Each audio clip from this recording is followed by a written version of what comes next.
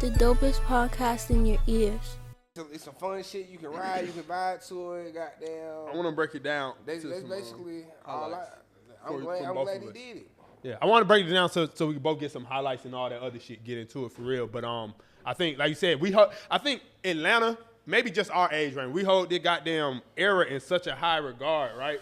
Like, this is damn near like a golden era for a lot of us outside of trap, right? In the snap era. But like for our age, we hold it to such a high regard that when it came out, it's like nigga instantly took to it, right? You know what I'm saying? And it sounds good.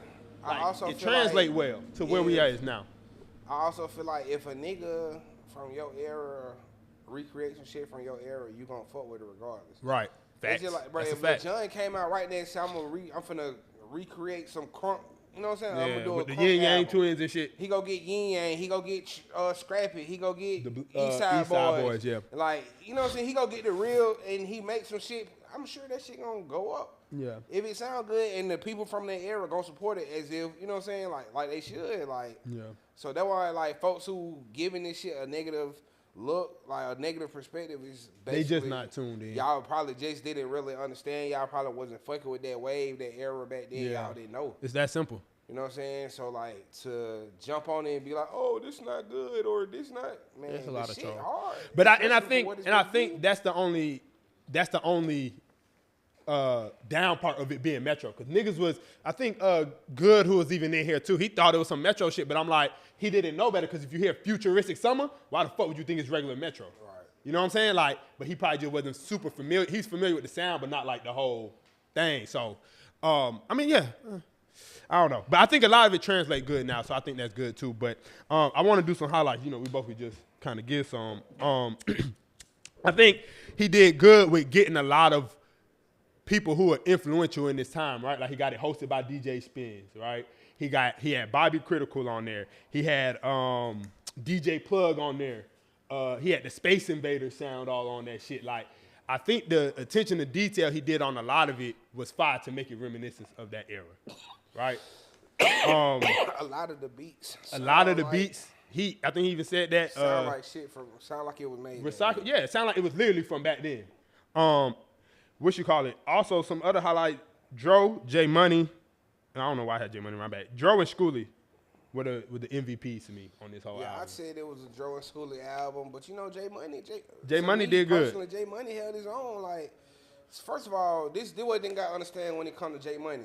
Like, J Money gonna always be at the forefront of the futuristic anything, because he's the one that took the whole futuristic and he put it took on. it there. You Yeah, know what he I'm took saying? it there. Even though we was already on that, like Meanie or goddamn or Fatta Say, like Shop Boys was on that. You know what I'm saying? Shop Boys was the futuristic sound. Right. Like, we're gonna get to them. before Still Shop and all that shit, like the music they was making before they really got on, before we ever knew them, we was kids. So the shit that they were doing. So the shit that Fat saying, like, that may be true, but for us, my era and generation, we might not know that because what we heard first on the radios and shit was J Money. J Money, So when you got a nigga like Fat saying right here and he telling you, he breaking it down like, okay, Shop Boy started this.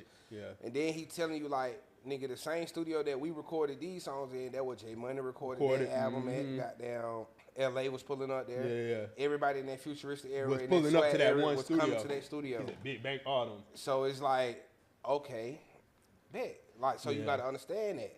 So boom, now when you know that, okay, bet. So Shop Boys, J Money, who else would I put up there?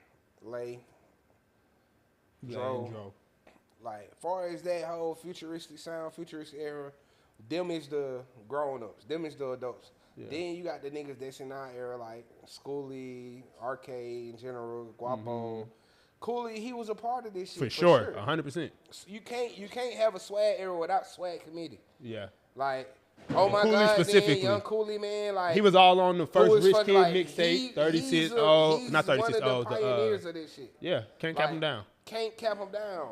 Now, as far as everybody else that like had good songs and shit. Yeah, we can get to that. Yeah, go ahead. You hit. I'm just saying, everybody else that had good songs and shit in that era, like, he grabbed some people that was hot, and he grabbed some people that was not. Yeah. You know what I'm saying? He grabbed some people that probably wasn't futuristic for real. Like, I don't feel like Waka Flocka was futuristic. I don't feel like T.I. was futuristic. T.I. But them niggas was in that era. You know what I'm saying? Them niggas was around. Yeah, like Boot not necessarily futuristic, but Boot in that era, like Boot had a whole futuristic type take. But that's what I'm saying. You got to think also too, like Boot was a grown nigga. He was a young grown nigga. Yeah. That's why he's in both categories. He was with the old heads because he's on J Money first tape. Nigga, like folks forget that. Yeah. Book is on J Money first tape. Yeah. But Book also was with Rich Kids and Savages them and doing shit. Yeah. Like he was the grown old. You know what I'm saying? He the grown young head for them. Yeah. Facts. Then you got our era, which was the young niggas. Yeah. So now, that's just so people can understand how the kind of breakdown. You got our old the heads, timeline of it, niggas that was in the streets doing whatever they doing. Then you got niggas that was in school doing whatever they were doing. Then you got niggas that were creating these groups and niggas trying to blow that shit, like. So I think you brought a good point was the meaning shit, right? Like I feel like this is the first time because I feel like even when Fat was here, we always argue about who started the singing and rapping, right? And obviously it was Meaning because he was doing it first. But for us, like you said, we were listening to Schoolie. So putting them on the same song, and even if it's just a sprinkle or whatever, like I think that was hard. For sure. Like both of these niggas do this. Let's put them together and see how it sound together. I think that was extra hard. And I think Meaning deserved the look for sure. Also, I think YK Nisi and Bunna B, the new people he brought in Quavo, all did hard. All did hard. Yeah, that don't sound right. They all went crazy. They all did hard. Right. It's like, what they all. Why you telling them for a business? They all went crazy, bro. Like all the new folks he brought in went crazy. I think even Lil Baby went crazy on a couple of it, not everything, but I'll get to that. But yeah, I think they all went crazy. They shined. They fit right in. So I think he brought it back full circle. Like this is kind of the reason that's getting resurged. So let's bring them in. I think sprinkling. Hold on, I'm trying to. Rocco went crazy, even though his song ain't a futuristic song. The song crazy.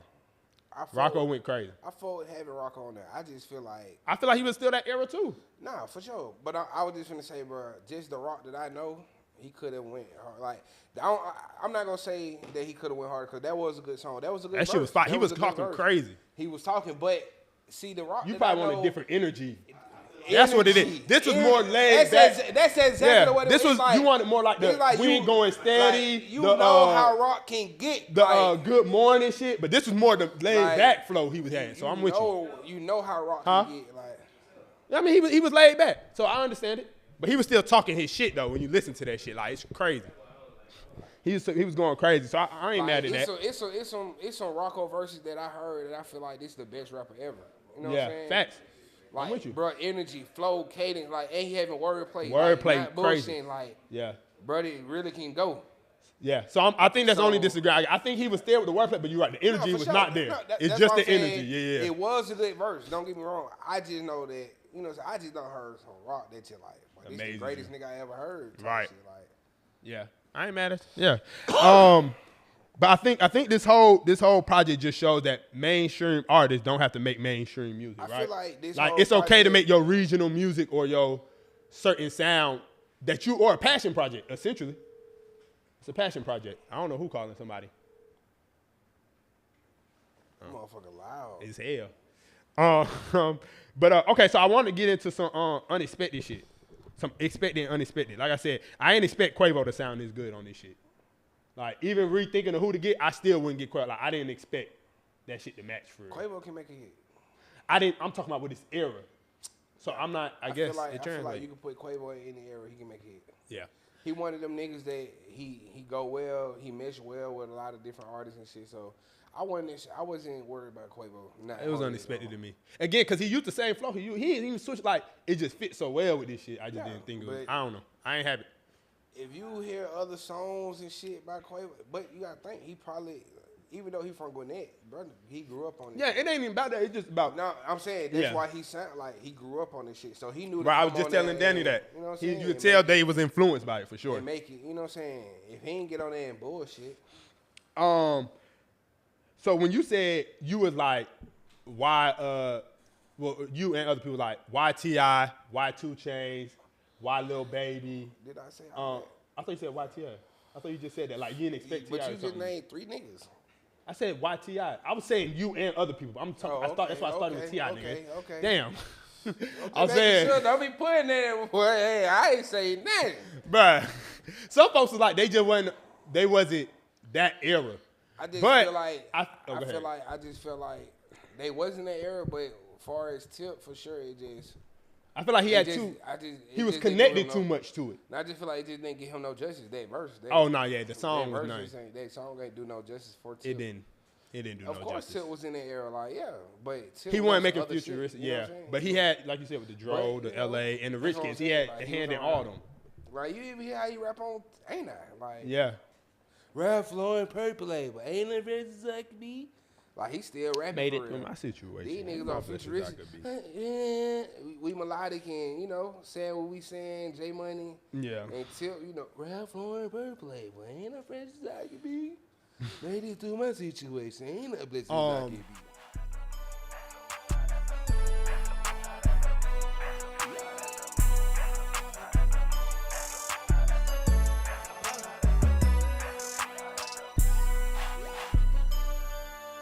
The dopest podcast in your ears.